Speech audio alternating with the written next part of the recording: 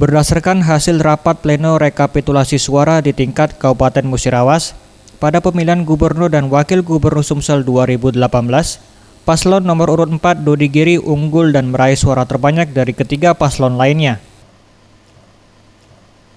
Dari hasil rapat pleno dari 14 PPK, pasangan nomor urut 4 meraih suara sebanyak 62.504 suara. Disusul pasangan nomor urut 1 Herman Deru Mawardi Yahya dengan memperoleh suara 40.004 suara. Paslon nomor urut 3 Ishak Meki Yuda Pratomo dengan perolehan suara sebanyak 39.231 suara. Dan di posisi keempat ditempati pasangan calon nomor urut 2 Saifuddin Aswari Rifai Irwansyah dengan memperoleh suara sebanyak 21.663 suara.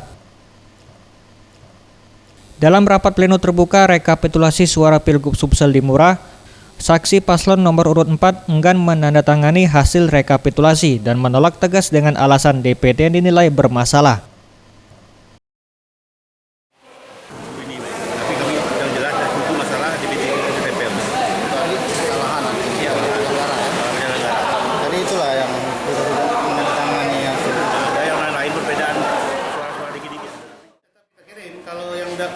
Nggak ditandatangani oleh saksi itu tetap kita kirim ke provinsi, bahkan DB2 yang diisi pun kita sertakan di dalam kotak itu.